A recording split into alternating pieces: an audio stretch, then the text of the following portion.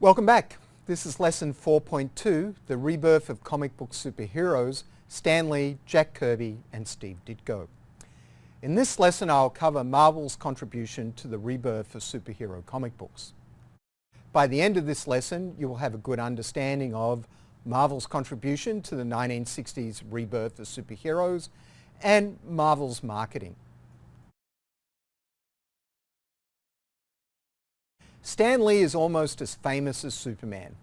He is not a superhero, but he is so closely linked to Marvel's superheroes that he has a cameo appearance in almost every Marvel film. Much of Stan Lee's fame is because of the way Marvel Comics marketed itself in the 1960s and beyond, which put Stan the Man Lee at the center of its marketing. Lee's role and his relationship with artists like Steve Ditko and Jack Kirby is often the cause of controversy, and assigning credit for the creation and development of heroes is fraught. Shifting through these disputes, it is worth remembering that Lee had multiple roles as a writer, editor, and publisher. I met him briefly 27 years ago.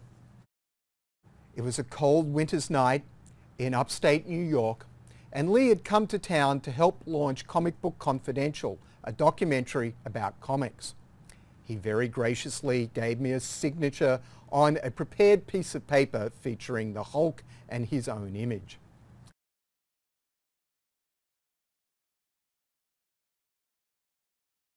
You can read about this film, Comic Book Confidential, at the link provided.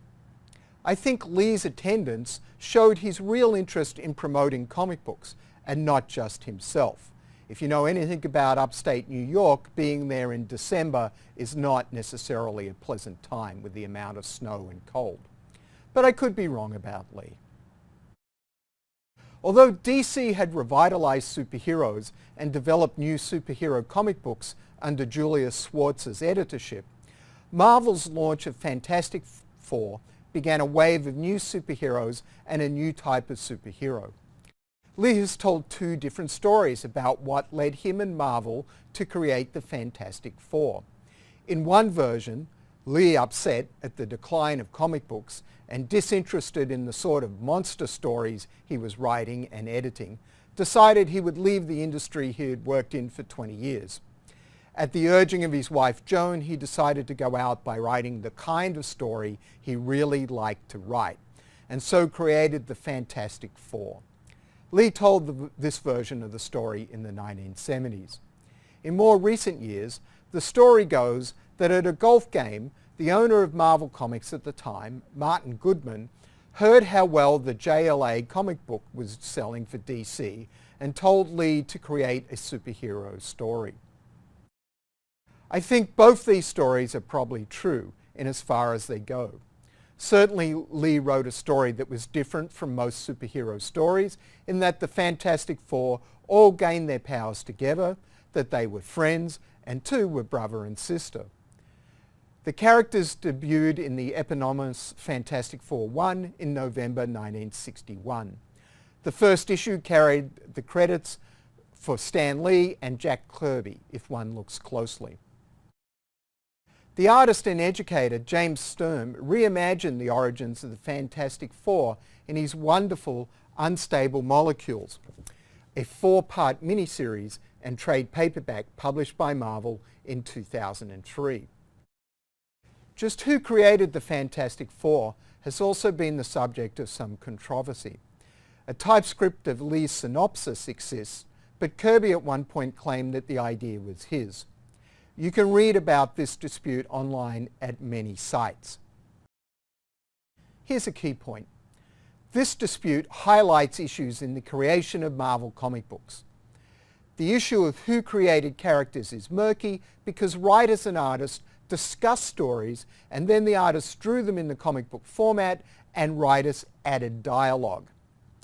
Even with a story synopsis clearly written before any discussion, the artist's visual realization of character is very important to our sense of them. Jack Kirby. From the promotion video, you probably know that Jack Kirby lived on Essex Street on the Lower East Side of New York City. While Stan Lee excelled, haha, pun intended if you know Stan Lee, at writing and marketing comic books, Kirby's strength was his art. Kirby was one of the two artists who defined Marvel in the 1960s. Just as Superman depended on Schuster's art for its early success, many of Marvel's characters owe their appearance and success to Kirby's art. Here is a link to a video of an exhibition of Kirby's work. Steve Ditko. Ditko's work on Spider-Man was, like Kirby's art, an important factor in the success of that character. There is a documentary from the BBC by Jonathan Ross called In Search of Steve Ditko, which is worth watching if you can find it online. Unfortunately, it is not available at the moment on the BBC website, but I've given you a link to the program's site just in case the BBC does load it. But you might be able to find it elsewhere. Within a year of producing the Fantastic Four, Lee and Kirby went on to produce The Incredible Hulk in May 1962, Thor into Journey into Mystery in August 1962.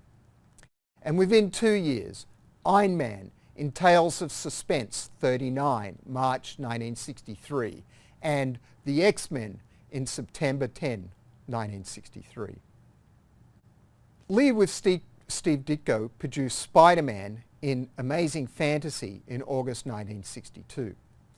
In September 1963, Lee and Kirby created the Avengers, another superhero team, bringing together several of their superheroes. In issue 4 of that comic book in March 1964, they brought back Captain America as a member of the team. Here's a key point. The fecund period at Marvel in the early 1960s was the result of a dynamic between Lee and Kirby and Lee and Ditko. There is considerable debate about the exact nature of the creation of the various characters and who contributed what. Marvel superheroes tended to have problems. In the Fantastic Four, Sue Storm worried about her relationship with Reed Richards. And she also worried about her hot-tempered, haha, pun intended, younger brother Johnny Storm. The Thing, of course, was, well, the Thing, and he had problems. The Hulk had what we now call anger management issues. Iron Man, later it was revealed, was an alcoholic. Spider-Man had all the usual adolescent problems, plus guilt over his Uncle Ben's death. The X-Men, as mutants, faced prejudice. Even Thor, in the comic book, had an identity crisis. Was he a god or was he Dr. Donald Blake? And could he love his nurse, Jane Foster, a mere mortal? All of Marvel's superheroes mentioned here were products of science in one way or another, except for Thor. In the Fantastic Four, Reed's scientific genius and cosmic rays led to their powers. In Iron Man, Tony Stark's scientific genius allowed him to create the Iron Man suit. In the Hulk, Bruce Banner was a scientific genius who accidentally got hit by gamma rays. In Spider-Man, Peter Parker was an adolescent prodigy, a science whiz at school, plus he was bitten by a radioactive spider. And in X-Men, it was genetic mutation that created their powers. Here's another key point. Marvel gave its characters greater depth by introducing superheroes with problems, which is to say the sort of daily things many of us deal with. Here's another key point. Just as the publication of Superman in 1938 led to an array of superheroes, the publication of Fantastic Four also created a swath of new superheroes, mostly at Marvel, to be sure. And one more key point. Although DC and Julius Schwartz reinvigorated the superhero comic book, it was Marvel Comics that gave the comic books new life, captured a new audience, and eventually drove comic book superheroes to the heights of the American entertainment industry. This lesson has 5 key points. Go back over your notes and the video of the lesson to make sure you have noted these points. Next up, Comic Book Superheroes Plus.